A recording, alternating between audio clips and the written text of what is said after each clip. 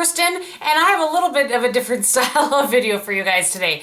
I purchased 4 things from the Fiona Stiles line when it came out to Ulta. I just happened to be in Appleton in the Ulta, you know, shortly after it came out, and I wanted to really kind of see these products before I picked them out. So anyway, that's what I did. I picked out 4 things, and I'm going to do kind of a get ready with me where I show you the products, and then I'm going to come back and give you a review of that particular product that I just showed. Hopefully that makes sense. So, I hope you guys like this. So it's kind of more of a get ready with me video where you guys were asking, which is what you guys were asking me for, to do some more of those, but also give you some reviews at the same time. So the first thing that we are going to start with is the quad that I purchased. I'm going to take the little, it does have 2 sponge tip applicators. I'm going to let those go down onto the, and I purchased the one in Topanga. So there are the 4 shades, and these swatch fairly nicely. So there are the 4 shades there. That is the lightest shade there. And let's just see how they apply. Okay, so first things first with this quad, I never put my eyeshadows on before I put on my foundation. I always, for some reason, it's just the way I prefer to do it. I've always done my face first, and then I will add, and then I will do my eyes. It's just the way it works for me. You cannot do that with these eyeshadows. Not even a little bit. So we're just gonna go, we're gonna go ahead and apply this. And then I will talk about, then I will do the review. So I'm just taking, can you see how much that kicks up there? So I'm taking a MAC 239 in that shade right there. And I'm going to try my hardest not to get a bunch of fallout, but it's just relatively impossible.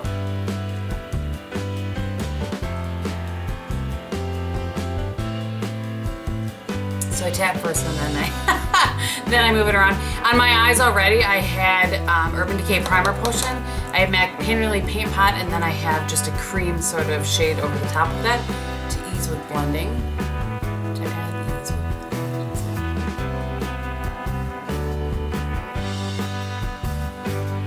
So I also want to say, do you see how dark that shade is compared to how it looks in this pan? So now I have a real fluffy brush. This is the Beauty Junkie Pro Taper Blending, and I'm going into this shade right here. You have to use a fluffy brush. Trust me. And then I'm gonna step it off a little bit. And I can't tell you the amount of lightness that I'm using here. Just really, really light hand. These shadows just really show up darker on your lid. Did not go light enough on that one. A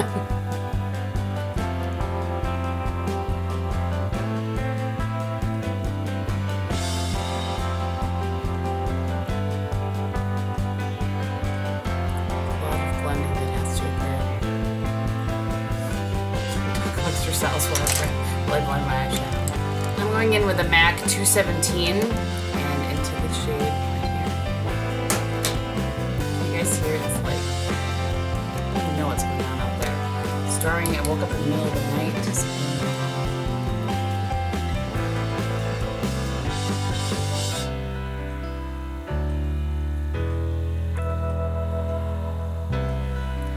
Okay, do you see a ton of color difference between those shades? Because I don't. I feel like it's adding a little bit of dimension, but they all just are very muddy and similar.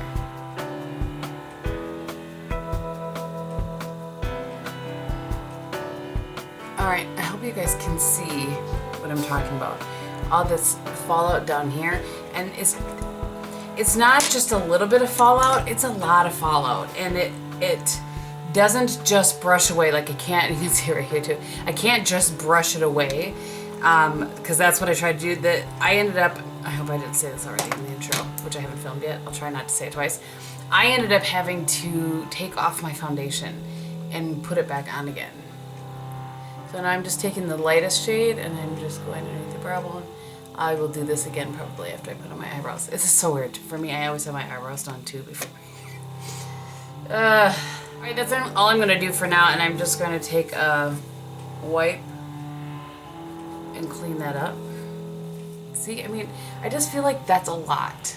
That's a lot of fallout. And I had high hopes for this palette because it just is colors that looked really like I would enjoy them. All right, so you probably got an idea of how I feel about the about these shadows from watching me apply them. So here's the situation. You know, the swatches on my hands, and when you look in the pan, they look like, you know, those three shades, even though, you know, they're similar, you would think you could get a little bit of a difference on the eye with them, and you just don't. They all just kind of become a little bit muddy, I think. Let me zoom you in. Here's the look, and I don't dislike the look. I just feel like when I looked at the quad, I thought I would get different hues, if that makes any sense. Really, they're just, as you can see, there's just a ton of fallout with these, and you have to work extra hard to blend these for some reason. I don't really understand. When I swatch them on my hand, particularly like, so this one that I use is the transition shade. When I swatch it on my hand, it swatches pretty well, but it just doesn't blend as well. Pick up my towel. It just doesn't, I don't know. So these were a disappointment for me. For $28, I definitely I don't love these. I love the colors in this. I just don't like how they perform. So that is that. The next thing that we'll talk about is the foundation. That is the order in which I put it on. And as you'll hear me say, I generally don't do it in this order, but let's just go ahead and cut to that. All right, next I'm gonna apply the foundation. I will leave it zoomed in for that. I have the shade in 01, and this is in the Luminous Finish Foundation. So I already have a primer on my skin, and actually let's talk about that for a minute. I have this Bioderma. I really like this. I've never seen anybody talk about this before, and a friend sent this to me. This is the Sensibo AR. It says anti-redness care. On the back of it, it said, you know, apply once or twice to dry skin after cleansing, an excellent makeup base, which is what I've been using it for. So this, even though it's the luminous one, it can be drying, let me tell you. All right, so I just have a couple of pumps out of my hand, and this shade is a little bit light for me, but let's just dot it all over the place here. But the next one was way too dark. Let me turn this down a little bit. The next one was way too dark. But this actually, you know, it blends in fairly well. So what I find interesting about this is that it says that it's a full buildable coverage. No. I would not say that at all. I think it's a medium buildable coverage. And so I'm sure that I've said this before, and you know, as have other people. Foundation, like the right application can make all the difference for foundation. So I tried Beauty Blender with this. I tried my fingers. I tried the Beauty Junkie Flat Top Kabuki. And I think that a flat top kabuki or an F80 or whatever one that you have. And now I'm just going back into what's left on my hand and just going to build up a little bit in those areas that I feel need a little bit of coverage. So I'm not saying the coverage is bad on this. What I'm saying is that it's not full. But to get as close to full as possible, this was the best method for me. That was a roundabout way to get there.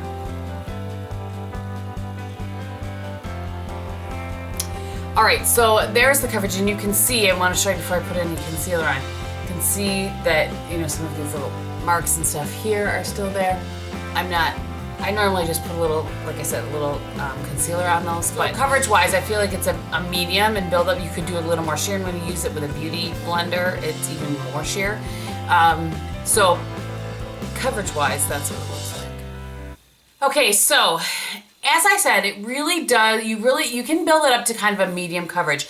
As you're looking at me now, just as an FYI, I have put over the top of it the Smashbox Creamy Photo Filter Powder in number 2. that helps a little bit with the color of it being just a tad light for me.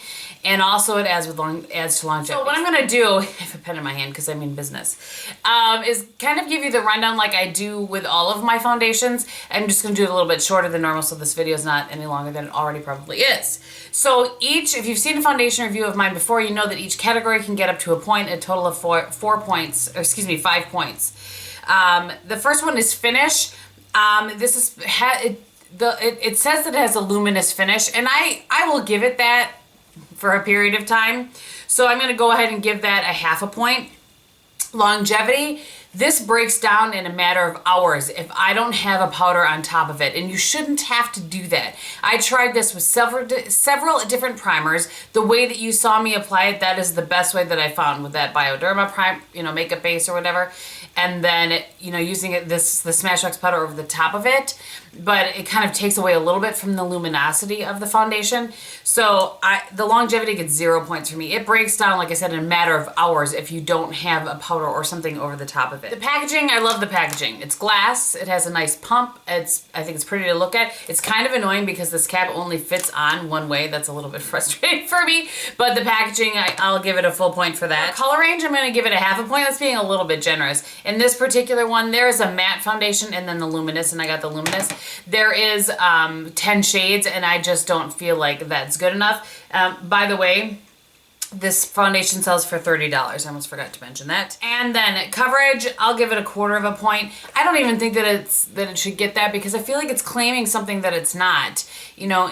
On Ulta's website or whatever, it claims to be like buildable to full, and I just don't feel like that it is at all. So what we end up there is with a 2.5, which on my scale is out of 5 points is not very good. The other thing that I wanted to say is, even though this is a luminous foundation, I don't feel like it adds any hydration like it claims to do.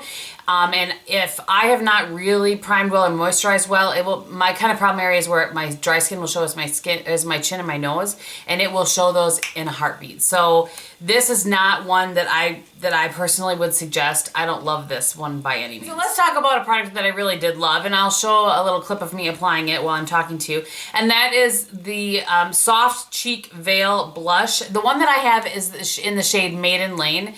There are 6 shades in this particular line, and they are just really, really nice. There is a little bit of luminosity to them, as hopefully you can see. I don't have any highlight on at all. So just a little bit of luminosity, and they last all day long. They don't disappear into the skin, at least on my skin. They don't disappear.